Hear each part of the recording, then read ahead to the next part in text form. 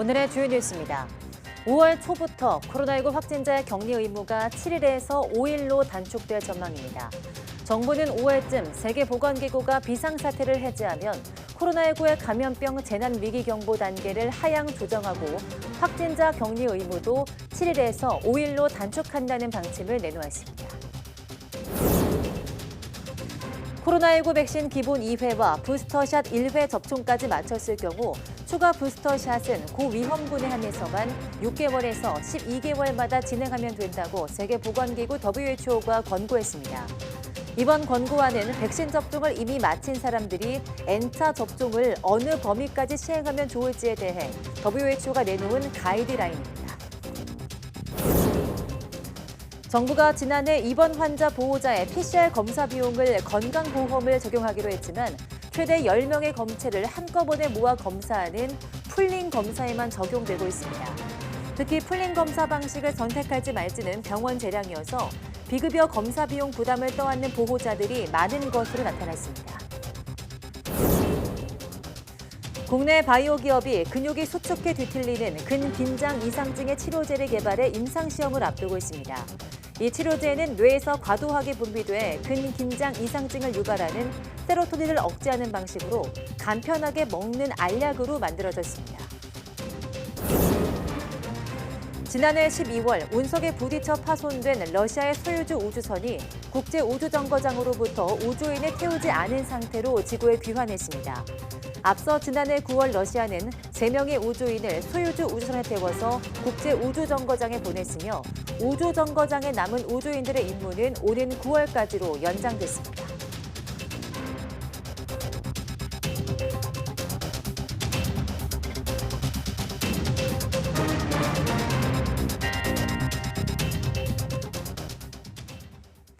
네, 여러분 안녕하십니까? 3월 29일 사이언스 투데이 시작합니다. 오는 5월 초부터 코로나19 확진자의 격리 의무가 7일에서 5일로 단축될 전망입니다. 한덕수 국무총리는 오늘 오전 중대본 회의에서 남아있는 방역 규제에 대한 조정 로드맵을 마련했다며 이같이 밝혔습니다. 한 총리는 1단계로 5월쯤 세계보건기구가 비상사태를 해제하면 우리도 코로나19 감염병 재난위기경보 단계를 하향 조정하고 확진자 격리 의무도 7일에서 5일로 단축하기로 했다고 설명했습니다.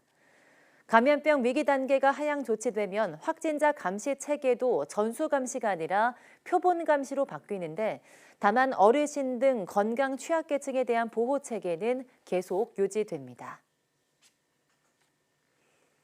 코로나19 백신을 기본 2회 접종과 이른바 부스터샷까지 1회 마친 이후에는 60세 이상 노인을 비롯한 고위험군만 6개월에서 12개월마다 추가 접종을 하면 된다는 세계보건기구 WHO의 권고가 나왔습니다.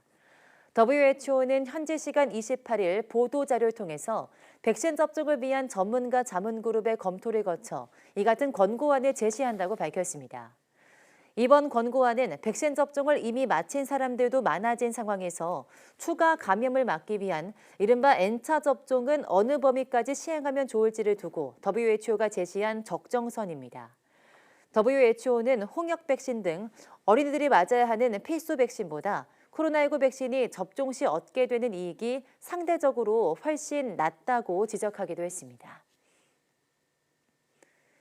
코로나19 유행 이후 입원 환자 보호자가 병원에 들어가려면 매번 PCR 검사 음성 결과를 제출해야 해서 검사비 부담이 큽니다. 정부는 지난해 환자 보호자의 PCR 검사비에 대해선 건강보험을 적용하기로 했는데요. 그러나 보험이 적용되는 건 최대 10명 검체를 한 번에 모아 검사하는 풀링 검사뿐이고 병원에는 이를 도입할 의무가 없어서 여전히 큰 돈을 들여서 개별 PCR 검사를 받고 있다고 합니다. 김태원 기자입니다. 19살의 A군은 몸에 필요한 효소가 부족한 희귀난치병, 뮤코다당증 환자입니다. 폐렴 증상이 수시로 나타나 그때마다 입원 치료를 받아야 하는데 코로나19 유행 이후 부모에겐 새로운 부담이 생겼습니다. 환자 보호자나 간병인은 병원에 들어가려면 72시간 안에 이뤄진 PCR 음성 확인서를 제출해야 합니다. A군 부모는 맞벌이 부부라 거의 매일 교대해야 해서 PCR 검사 비용도 날마다 나가는 셈입니다.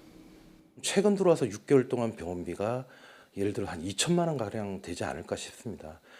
그런 비용도 부담스러운데 간병하는 사람들에 대한 PCR 검사를 또 시행하라고 해서 지난해 2월 정부는 입원 환자 보호자의 PCR 검사비를 줄이겠다고 발표했습니다. 방역적 우선순위가 높은 보호자와 간병인의 경우 주 1회에 건강보험을 적용해 비용 부담을 낮추겠습니다. 본인 부담은 4,000원 정도 20%입니다. 그러나 여러 검체를 섞어 검사한 뒤 양성이 나올 경우 각 검체를 따로 검사하는 풀링 검사에만 건강보험이 적용된다는 건 크게 부각되지 않았습니다. 게다가 풀링 검사 방식을 선택할지 말지는 전적으로 병원 재량입니다. 따라서 A군이 입원한 병원처럼 개별 검사 방식을 도입한 곳에서는 여전히 10만 원 가까이 내야 검사를 받을 수 있는 겁니다. 병원에 이제 문의를 해보니까 자기들은 풀링 검사 자체를 아예 안 하고 있다. 자율에 맡겼기 때문에 그거는 그쪽에서 안 한다 그러면 방법이 없다. 이에 대해 보건복지부는 병원이 풀링 검사를 진행하려면 검사 정확도를 관리한 전문 인력도 별도로 둬야 하기 때문에 검사 방식을 강제하기는 어렵다고 설명했습니다. 그런데 YTN 취재 결과 복지부는 어떤 병원이 풀링 검사를 채택했는지, 그래서 PCR 검사비 건강보험 적용 대상이 얼마나 되는지도 파악하지 못하고 있었습니다. 환자를 돌보며 검사비 부담까지 추가로 짊어지는 것을 최대한 덜어주겠다는 정책 취지가 무색해지는 이유입니다. 이런 가운데 전문가들은 코로나19 확산세가 주춤한 상황을 고려해 장기적으로는 병원 내 PCR 검사 의무를 없앨 필요도 있다고 지적합니다. 환자도 보호자도 간병인도 병원에 진입하는 과정에서 증상이 없는 경우를 검사를 하지 않아도 되는 상황으로 빨리 이어지는 게 가장 좋거든요. 질병관리청은 조만간 내놓을 코로나19 위기 단계 조정 로드맵에 병원 내 PCR 검사 의무 해제를 포함할지 논의하고 있다며 복지부와 협의도 거쳐야 하는 만큼 아직 확정된 건 없다고 덧붙였습니다. YTN 김태원입니다. 근긴장 이상증은 손가락이나 팔 등 몸의 일부나 전신에서 근육 소축이 일어나 뒤틀림을 유발하는 운동 질환입니다. 현재 근본적인 치료제가 없는 상황인데요. 국내 바이오 기업이 먹는 알약 형태 치료제를 개발해 임상시험을 준비하고 있습니다. 이성규 기자입니다.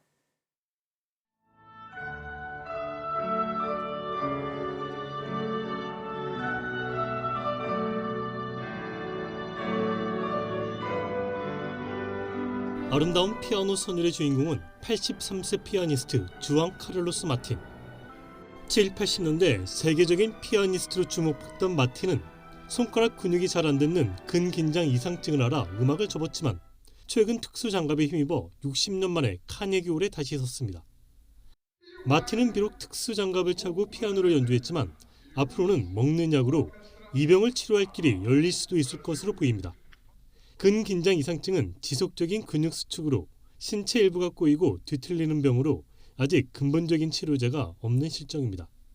국내 한 바이오 기업이 근긴장 이상증이 스트레스로 인해 뇌에서 기분과 감정을 조절하는 세로토닌이 과도하게 분비하면 발병한다는 점을 규명하고 이를 억제하는 방식의 치료 물질을 개발했습니다. 세로토닌 수용체 중에서 세로토닌 2A라고 하는 수용체가 근긴장 이상증을 일으킨다는 것을 저희가 알아냈어요. 그래서 저희가 개발하는 약은 그 세로토닌 2A 수용체에 결합을 해서 이 세로토닌 신호를 막아주는 역할을 합니다. 연구진은 근긴장 이상증을 유도한 생쥐 실험에서 50% 정도 증상 개선 효과를 확인했습니다. 개발한 약물을 근긴장 이상증을 유도한 생쥐에 투여하고 30분 정도 지나자 생쥐는 네 발을 모두 이용해 몸을 세우고 지탱했습니다. 하지만 약을 투여하지 않은 생쥐는 몸을 비틀고 뒤집는 등 근긴장 이상증을 보였습니다. 약물을 처리했을 때 예를 들어서 그 스코어가 원래 이제 디스토니아 생쥐 같은 경우는 4 정도 나온다고 보시면 이 약물을 처리하고 한 30분이 지나면 1에서 2 정도로 한 반 이상 줄어드는 것을 확인할 수 있어요. 연구진은 이 같은 연구 결과를 국제학술지 사이언스 어드밴시스에 발표했으며 내년 초 국내에서 인체 임상 시험을 진행할 계획입니다. 상용화될 경우 간편하게 먹는 알약이라는 점에서 환자의 편의성도 증대될 것으로 기대됩니다. YTN 사이언스 이성규입니다. 세계 최저 출산율을 기록하는 우리나라의 저출산 문제에 대해서 정부가 아이 낳아 키우는 게 행복한 선택이 될 수 있도록 하겠다는 목표를 세웠습니다. 대통령이 직접 회의를 주재하면서 부모가 일하면서 아이 키우는 걸 지원하겠다는 대책을 내놓았는데요. 출산율 반등엔 역부족이라는 평가입니다. 기정훈 기자입니다. 올해 처음 열린 저출산 고령사회위원회 회의를 7년여 만에 대통령이 직접 주재했습니다. 아이를 낳고 키우는 즐거움과 자아 실현의 목표가 동시에 만족될 수 있도록 국가가 확실히 책임지고 보장한다는 그런 목표 하에 과감한 대책을 마련하고 또 필요한 재정을 집중 투자해야 됩니다. 지난해 우리나라의 합계 출산율은 0.78, OECD 38개국 가운데 꼴찌로 37위 이탈리아의 1.24와도 크게 차이가 납니다. 정부는 그동안의 저출산 대책들이 체감도가 떨어졌다고 평가했습니다. 지난 2006년부터 2021년까지 저출산 대책에 280조 원을 들였지만 효과는 없었다는 겁니다. 정부는 산발적 대책 나열보다는 정확한 방향 설정이 먼저라고 강조했습니다. 정부가 출산율을 단기간에 높이겠다고 하는 것 자체가 사실 그 목표가 잘못되었다고 저는 생각을 하고 있고요. 다만 정부가 주력해야 될 목표는 우리가 결혼이라던가 출산이라던가 그리고 양육 친화적인 그런 제도와 환경을 만들어가는 거죠. 결혼과 출산, 양육이 행복한 선택이 될 수 있도록 환경을 만들어야 한다며 5가지 핵심 분야를 설정했습니다. 일하는 부모가 아이를 돌볼 수 있도록 근로시간 단축 지원을 최대 3년, 초등 6학년까지 확대하고 2살 미만 아기는 입원 진료비 본인 부담률을 0%로 낮춰 병원비 걱정도 덜어주기로 했습니다. 공공주택 입주 때도 자녀가 많으면 더 넓은 주택을 우선 공급하고 다자녀의 기준도 2명으로 통일하는 안을 포함했습니다. 하지만 저출산 문제는 교육 문화, 일자리, 성평등 이슈까지 포괄하는 것인데 효과가 없던 정책들의 단편적 나열을 반복하고 있다는 지적입니다. 주거, 돌봄, 의료 관련된 이제 분야들이 총망라되어 있긴 합니다. 그렇지만 여러 분야의 정책들이 모여 있을 뿐 사실상 서로 간의 이제 연관성이라든지 또 그 효과를 기대하기 쉽지 않은 측면들이 좀 크다고 보여지는 것 같고, 여기에 외신들이 한국 저출산의 가장 큰 원인으로 꼽았던 젠더 갈등 해소 방안이 전혀 담기지 않은 점도 아쉬운 점으로 꼽혔습니다. 정부는 주요 과제에 대한 성과 지표를 명확하게 설정하고 세밀한 대책을 마련해 상하반기에 한 번씩 종합 대책을 발표하겠다고 밝혔습니다. YTN 기종훈입니다. 올해 수능 시험일은 11월 16일입니다. 한국교육과정평가원은 지난해보다 EBS 연계 체감도를 높이고 매우 어려운 이른바 킬러 문제는 출제하지 않겠다고 밝혔습니다. 장하영 기자입니다. 올해 치러지는 2024학년도 대학 수학능력시험의 시행 기본 계획이 나왔습니다. EBS 수능 교재 강의와 연계된 문제가 전체의 50%고 간접 연계 방식인 건 지난해와 같지만 올해는 이 체감도를 더 높이겠다고 평가원은 밝혔습니다. 교재에 있는 도표와 그림, 지문과 같은 자료 활용의 유사도를 높이겠다는 겁니다. 자료 이런 부분들을 이제 수정 또는 재구성하는 정도를 이전보다 좀 약화시켜서 좀 달리 표현하면 유사도를 높여서 출제하겠다라는 것. 킬러 문항이라 불리는 초고난도 문항을 내지 않는 게 기본 전제라는 설명은 지난해와 같습니다. 하지만 고3 수험생의 학력 수준이 매년 다르고 이를 가늠하기 위한 모의고사를 치르지 않는 N수생이 늘고 있어서 예측이 어렵다고 설명했습니다.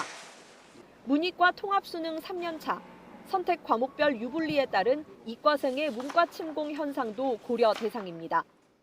지난해 수능에선 국어와 수학의 표준 점수 최고점 격차가 11점까지 벌어졌습니다. 국어 영역, 수학 영역 독자적으로 지금 시험이 치러지고 있는 상황이긴 한데 11점 차라고 하는 것이 좀 크다라고 하는 평가가 있기 때문에 그 점 유의해서 올해 수능에서는 그 부분을 좀 완화할 수 있는 노력은 지속하겠다. 지난해 영어 과목에서 사설 모의고사와 같은 지문이 출제된 것과 관련해서는 기본적으로 시중에서 구입할 수 있는 모든 자습서와 학습서, 문제집이 기출 검색 대상이지만 올해는 그 대상을 최대한 확대해 기출문제 시비가 없도록 하겠다는 방침입니다. YTN 장하영입니다.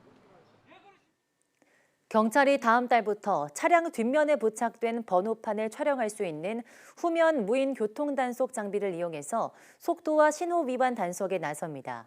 서울경찰청은 후면 무인 교통단속 장비를 이용한 단속 계도 기간이 이달 끝난다며 다음 달부터 본격적인 단속에 들어간다고 밝혔습니다. 이 장비는 모든 차량의 뒷면 번호판을 촬영할 수 있어서 승용차뿐 아니라 뒤쪽에만 번호판이 달린 오토바이의 교통법규 위반도 적발할 수 있습니다. 경찰은 오토바이 교통사고가 자주 일어나는 서울 시내 5개 지역에 후면 단속 장비 5개를 추가로 설치한 뒤 점차 확대해 나갈 방침입니다. 승용차가 제한 속도를 위반했을 때 시속 20km 이하는 과태료 4만 원, 21에서 40km 이하는 과태료 7만 원이, 40에서 60km와 61에서 80km 이하는 각각 과태료 10만 원과 13만 원이 부과됩니다.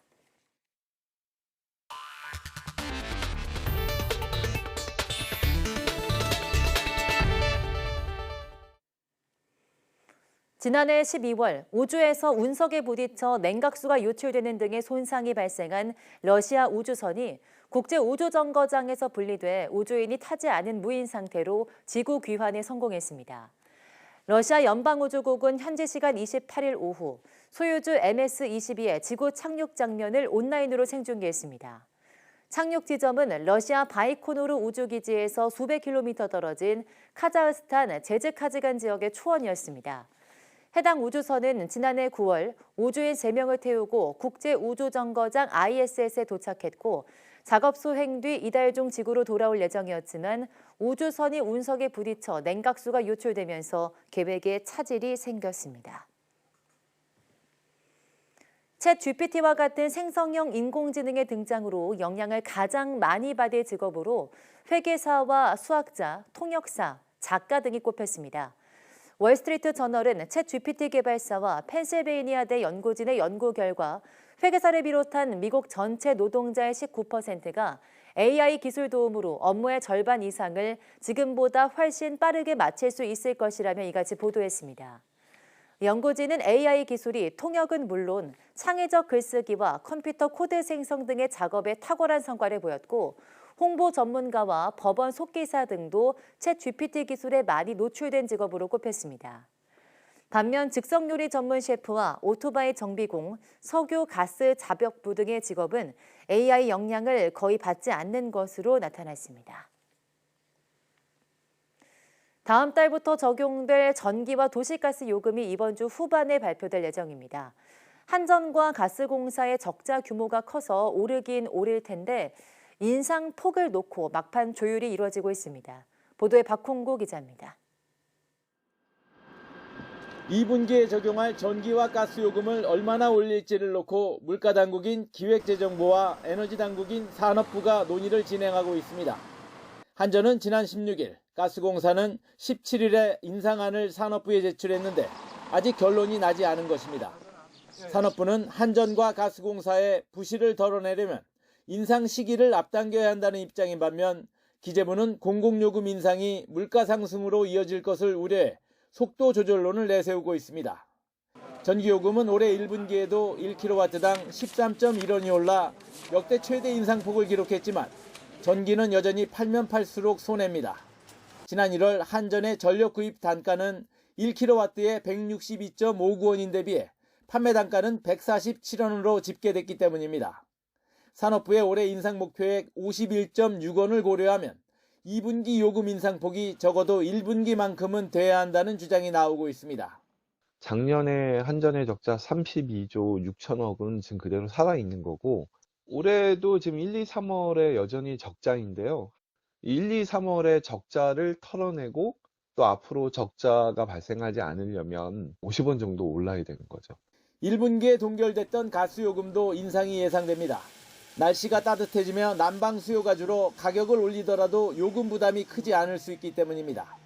하지만 올겨울 난방비 폭탄의 충격이 너무 컸던 탓에 기재부는 에너지 요금 동시 인상의 부작용을 걱정하고 있습니다. 전문가 대부분은 전기와 가스 사용량이 1년 중 가장 적은 4월을 요금 인상의 적기로 보고 있습니다. 에어컨 사용량이 많은 3분기와 국제 에너지 가격이 오르는 4분기, 여기에다 내년 총선까지 앞두고 있어 이번 2분기를 놓치면 요금 인상은 더 어려워질 가능성이 큽니다. YTN 박홍구입니다. 지난 1983년부터 상업운전을 시작한 국내 세 번째 원전 고리 2호기가 다음 달 가동을 멈추고 안전성 심사에 들어갑니다. 산업통상자원부는 고리 2호기의 최초 운영 허가가 다음 달 8일 만료돼서 원전 가동을 일시 중단한다고 밝혔습니다. 산업부는 고리 2호기가 중단 없이 재가동되기 위해선 허가 만료 3년에서 4년 전부터 계속 운전 절차가 시작돼야 했다며 이전 정부에서 절차 개시가 늦어져 가동 중단이 불가피해졌다고 설명했습니다. 한국수력원자력은 이번 달 중 운영 변경 허가를 신청해 오는 2025년 6월 고리 2호기가 재가동할 수 있도록 하겠다는 방침입니다. 원자력발전소 신한울 3, 4호기 건설과 관련해서 환경부가 원전 냉각수로 사용 뒤 배출되는 온수가 바다에 미치는 영향을 4계절에 걸쳐 확인하라고 주문했습니다. 녹색연합이 정의당을 통해 확보한 신한울 3, 4호기 건설 사업 환경 영향 평가서 초안 검토 의견을 보면 환경부는 온배수 조사가 여름과 가을에만 됐으니 봄과 겨울에도 조사하고 북한 한류가 온배수 확산에 미치는 영향도 반영하라고 지적했습니다. 환경당국이 환경 영향 평가에 동의하지 않으면 사업은 진행되지 못하는데 이번 평가서 초안은 한수원이 본안 작성 전 환경부의 의견을 들은 겁니다. 유럽연합 EU가 2035년부터 휘발유와 경유 등 화석 연료 차량의 판매를 금지하기로 확정했습니다. EU 27개국 강요급 이사회인 교통통신에너지 이사회는 현지 시간 28일 가중 다수 결재 표결을 거쳐서 새 규정을 최종 채택했다고 밝혔습니다. 새 규정에 따르면 2030년부터 2034년까지 EU 영내에서 판매되는 신차는 이산화탄소 배출량을 2021년 대비 승용차는 55%, 승합차는 50% 의무적으로 감축해야 하고 2035년부터는 신규 승용차와 승합차의 이산화탄소 배출이 전면 금지됩니다. 다만 EU는 합성 연료를 주입하는 신차의 경우 2035년 이후에도 판매를 계속 허용하기로 예배를 두기로 했습니다. 해외 유명한 공원 중에는 철도 등 공공시설이나 사용이 끝난 채석장과 벌목장 같은 곳을 재활용한 곳이 많습니다. 못 쓰는 시설을 재활용하고 시민 휴식 공간을 늘린다는 점에서 좋은 본보기가 되고 있습니다. 김학무 기자가 북미 지역의 재활용 공원들을 취재했습니다. 현대식 고층 건물이 즐비한 뉴욕의 맨하튼. 건물 사이 3층 정도 높이로 폭 10m 정도의 길이 있고 많은 시민이 산책을 즐깁니다. 산책로 곳곳에는 녹슨 철로가 남아있어 이 길이 예전에 철로였음을 알 수 있습니다. 뉴욕 시내 한복판에 있는 이 산책로는 원래 고가 철도였는데 철도가 폐쇄된 뒤 철거하지 않고 공원으로 다시 만든 겁니다. 도심 흉물이 될 뻔한 시설이 뉴욕 시민뿐 아니라 외국 관광객까지 많이 찾는 명소가 됐습니다. 100여 년 전 한 사업가가 만들어 공개한 공원. 원래 석회석을 캐던 곳이었는데 사용이 끝나 방치됐던 걸 사들여 정원으로 꾸민 겁니다. 지금은 캐나다의 국가 유적지로 지정될 정도로 규모가 크고 조경이 뛰어납니다. 이곳 역시 사용이 끝난 채석장을 공원으로 꾸몄는데 시내 한복판에 있어 유명 관광지가 됐습니다. 이처럼 쓰지 않는 시설을 재활용해 공원으로 만들었다는 점에 대부분 공감합니다. Yeah, it's a beautiful garden. There's a wonderful duck pond and lots of beautiful plants. And I think it was a wonderful way to reclaim this land for something beautiful that the community can use. 국토가 좁은 우리 현실을 고려하면 이런 사례는 더욱 좋은 본보기가 될 수 있습니다. 저희도 폐광선 같은 것이 있는데 폐광선을 우리 시에서 매입을 해서 중장기적으로 공원을 조성해서 시민들께 제공하면 매우 좋은 정책이라고 생각하고 있습니다. 사용하지 않는 공공시설이나 산업시설을 공원으로 재활용함으로써 시민 휴식 공간을 늘리고 공원 조성 사업 비용도 크게 줄일 수 있을 것으로 보입니다. YTN 김학무입니다.